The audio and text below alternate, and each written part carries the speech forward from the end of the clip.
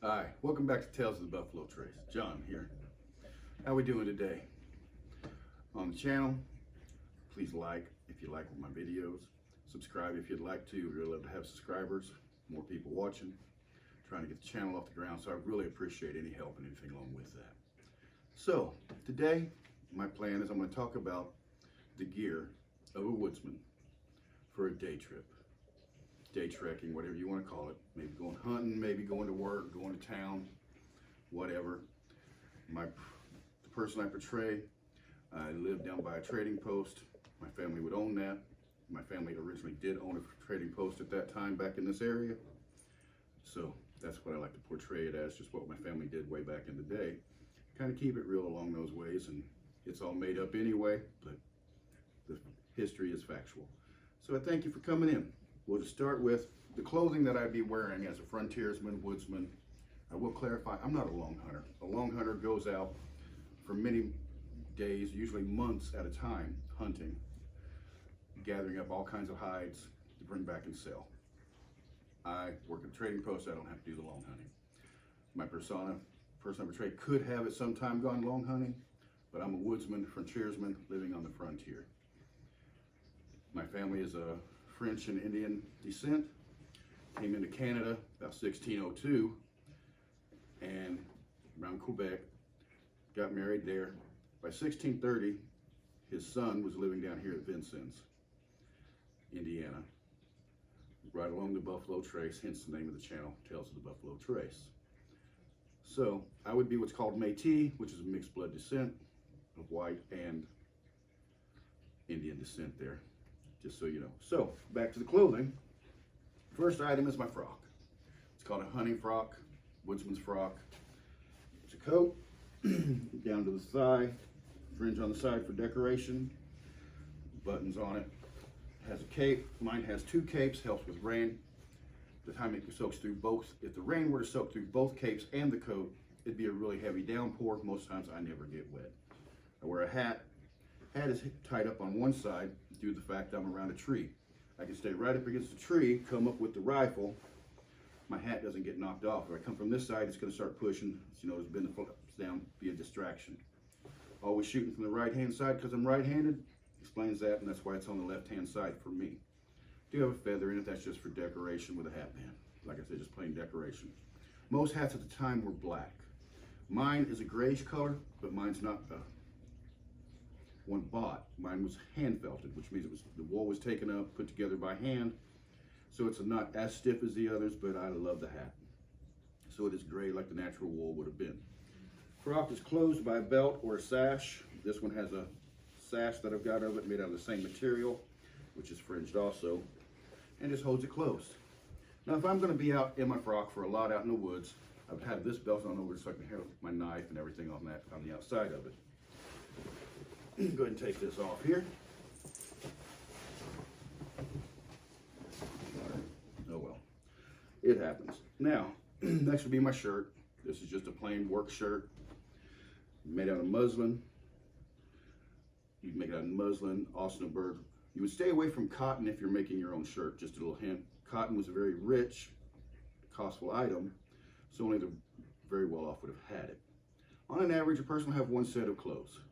I get to play a little bit higher person because I work at a trading post. I've got access to everything, and I get everything for a cost instead of marked up goods. Makes it a lot easier for me to get it, and I like to have more than one shirt, so that's what I play. Then I have my leather belt, great for carrying items. You can just tuck them in, carry it there. Big wide belt to help if I need help attach anything to it. It settles the load much better. Pair of breeches or pants, and you have your outfit. Then you'll have stockings or socks over the pants, which would be breeches, as I said, usually, which only come below the knee. You would wear leggings. I'll show you mine in a moment when I pull them out here. And they come up, tie on an underbelt, which I'll show you what one is. I'm not having it on at the moment, just so I can tell you here. So, to get back into that, I have a neckerchief. It's great. I'm working. Get sweaty, I can take it off. If I get hurt, I can use it for a sling, right like that. Or I can use it to tie things up. If the weather turns bad, I can roll this up, put it around, tie it on. My hat doesn't blow off in the wind.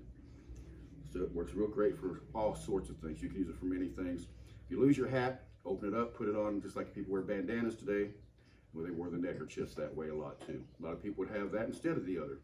If they're going down the lake, the voyagers, they wore those. So instead of a hat, wind on the water doesn't fall off, you don't lose your hat in the water. Great thing to do. So other than that, for footwear, you have several different options. You have shoes, the turnbuckle shoes. You have the shoes that the natives wore called moccasins. Moccasins are great things. Most everybody wore moccasins because sooner or later your shoes wear out. If you're out on the trail, you can have your moccasins. If they do it, they carried lots of moccasins. Indians were known to be found when they're out at hunting parties carrying 20, 30 pairs of moccasins. That's how long they don't always last that long when you're out on the heavy rocks. If you're walking across grass, they can last a while, but they can get wet in the morning so you can change into others. That way your feet are protected, you're not wearing wet shoes. So, next thing, my rifle. I carry a flintlock rifle. Some people carry smoothbores, Fowlers. Smoothbore's great, it's just a shotgun. You can load it with slug, which would be a ball. You can carry buckshot, or you can do a shot and buck, called a buck and ball load. Take all kinds of game with it, or fight all the way up to people, just depending on what you're doing. Oh, that's one of our cats up there making noise. So we got dogs, cats, kids. My mother lives here with us, my wife. So my camera person is my lovely wife, who will never let you see her on video because she doesn't like to be seen that much. But I love her, she's awesome. She makes my day and my life perfect. So, love you, babe. Didn't think I'd leave you out in there somewhere, did you? Okay, along with the rifle, it'd be a powder horn. It's carried over the arm, cross body, over cross shoulder, keeps it right here. You can just reach when you're working with it. Carries black powder, hence the name powder horn. So, next was my possibles bag, shooting bag, whatever you want to call that. Got the name possibles bag because it carries just about everything possible I would need. I don't wear a neck knife. That would be a knife in a sheath, just hung around your neck right here. It's not the same size. I carry my patch knife right here. So patch knife is just a tiny little knife used to cut the patch or used for little things around the camp. Always got a knife with me. Always have this here. These stay on me at all times due to the fact that you never know I live on the frontier, or portray that someone lives on the frontier. So there's always the chance of running into hostile people, hostile forces. French and Indian War happened, Revolutionary War, going on just depending which area you're portraying. Then, the inside of this bag, I carry, first and foremost would be a powder measure, so I can measure out my powder to get the correct charge in my rifle so I don't overcharge it and blow it up. This is a bag that carries the balls, the rifle balls. As I said, I carry a rifle, so I don't need to carry a shot pouch. You'd have another pouch about the same, would carry shot or bag, whatever you would like. This is patching material, just pillow ticking, which seems to be the common use everybody uses. You lay it over the barrel, put your ball on it, start it in, cut the patch off with your knife, put it back up, and then you can ram it home with a ramrod or with a short starter. I don't use a short starter, I usually just push it in far enough, use the ramrod to drive it in. Next, I have flint wallet. I carry a much larger flint wallet because this is also my fire kit. So combining them together, I got one thing. Now, inside of it, just a nifty flap, comes over. Then right here, I've got pouches sewn into it that carry flints. Got the flint right there, extra flints for my rifle if I ever need to change one. Flint will last anywhere from, let's be honest, 1 to 60 shots or more. You never know. I carry extra flint for fire starting inside here also. I carry a frizzen stall. The frizzen is just the part that flips up and down on it. The hammer swings forward, strikes the flint against the frizzen, causing spark. This is called a frizzen stall because it goes over the frizzen, covers it. If that hammer is back, it flies forward for some reason and hits it.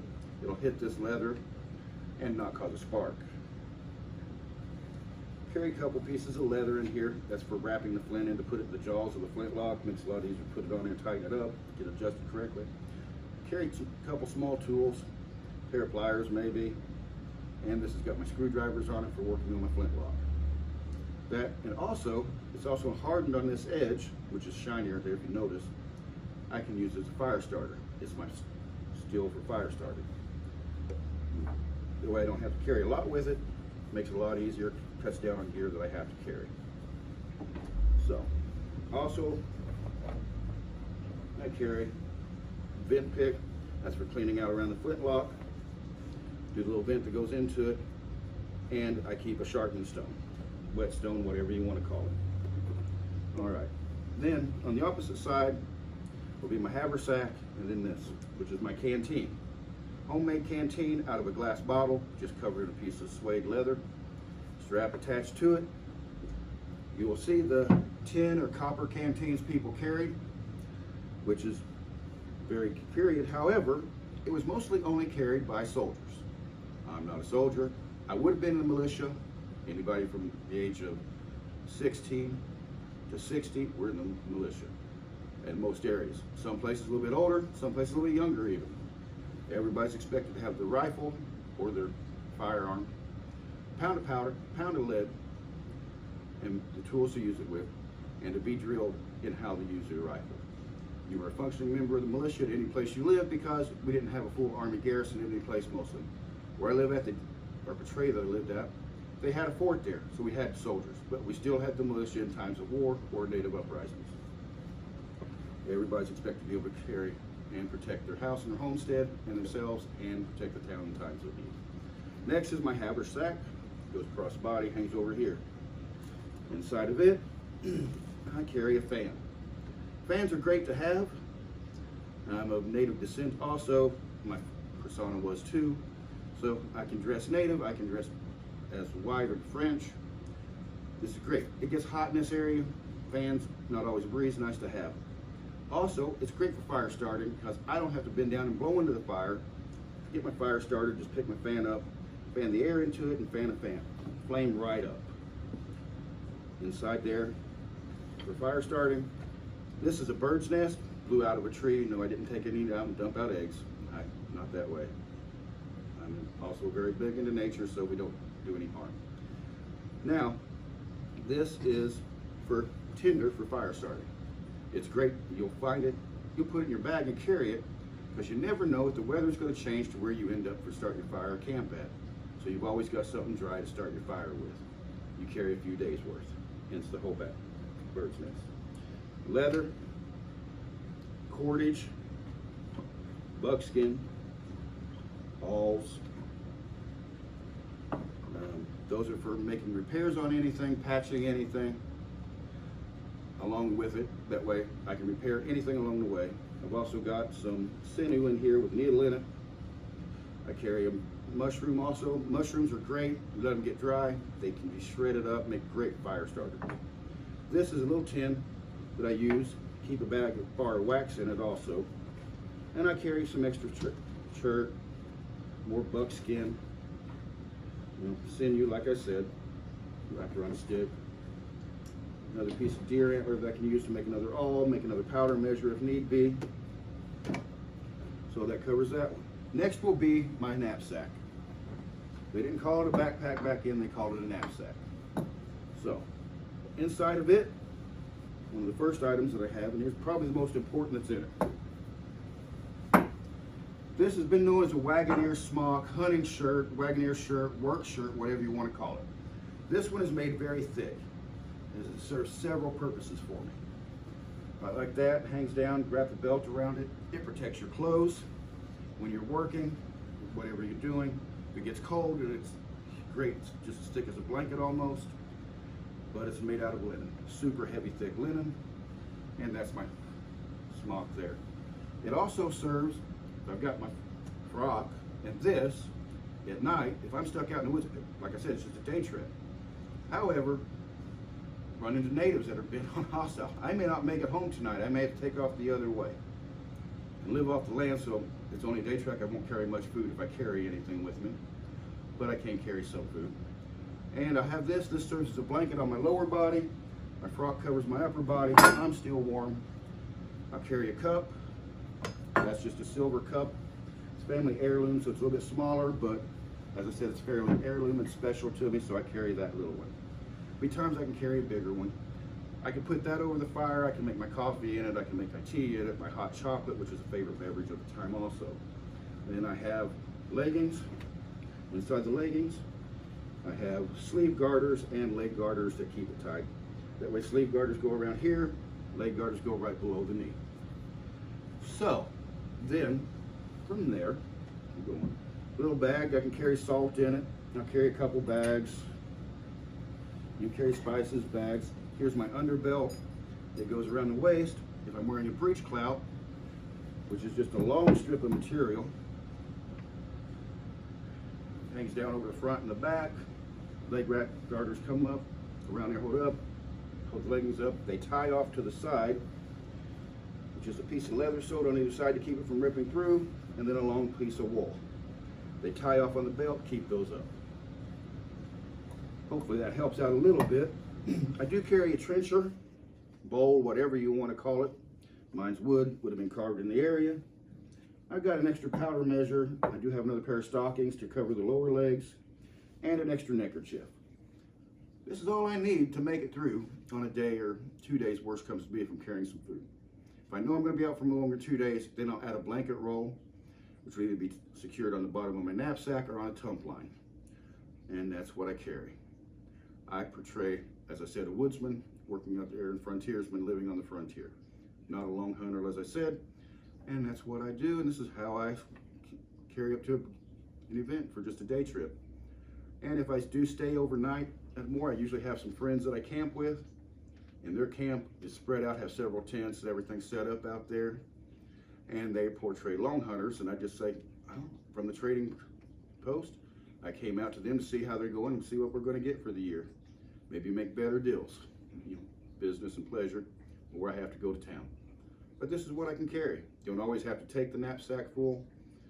I can just use a tump line with everything on it if I chose to, but as I'm not trekking that far, usually the knapsack works better for me. And I like the knapsack. Made it myself, made that myself, made the canteen myself, made my shooting pouch myself, haversack myself. Nice sheaths I made on some of them. Okay, oh, another thing I forgot, I'll carry a tomahawk. I have a spot tomahawk, it's one of my favorite ones. I also have another tomahawk out here, just I don't carry two. But I do have a cover over it. That's if you do fall. You don't carry your tomahawk just shoved in there. You'll see it, but if you fall, that spike or that blade right into your side. Now you're cut, you're hurt, and you're not making it home. So you carry it with a cover over it that comes off fairly quick. And this has another put here for this thing on it where I can tie it around there too. And to be honest, it's enough to keep you going, but if I put a lot of force behind it, I could swing it and cut right through that and still do damage to a person if I did get in a fight, so I'm not underarmed. On knives, I'm of Métis descent, which is French and native, as I said. The Métis are known for carrying a large knife. It's a weapon. First and foremost, it's a weapon, used for whatever you need it for. Mainly protecting yourself in a fight because flintlocks notoriously take a while to load. As I said, got your spike, like I said, just that. This is not for cutting trees or anything else. It's a weapon, and that's what they're made for. Utility-wise, skinning, cooking around the fire, anything else, I have this knife. So yes, I have 3 knives, and I've had people like, well, why do you have so many knives? Because each knife is a tool that fits a specific task and purpose. That little knife is great. It's good for cutting off. I can skin smaller game with it, but if I'm cutting something big, skinning out a deer, I want a larger knife. Not super big, it's too hard to handle, but perfect size for it. This one also, right here, has a piece here that's filed into it, and here. You can put a piece of hide, anything into it, pull it through, and it'll cut it down and strip it down to the size you need for thread or lacing. Pretty good. As I said, have the awl, of course, for tooling, making holes in leather. So, 2 different types of awl. One is a push awl, one's a pull. This one will go through the hole, put the thread on it, pull it back through. Helps in lacing up some styles of stuff. And that's what we do. So thank you so much. Like I said, like, subscribe to the channel, leave your comments. I'd really love to hear it. Thank you so much for tuning in today, and come back again, and hopefully we'll have something else you like. If there's any other videos or questions you have, leave them in the comments. I'll get back to you as soon as I can, and I will answer. Don't have a lot of comments out there, but I plan on always reading my comments. Thank you much. Y'all have a great day. Thanks for stopping by.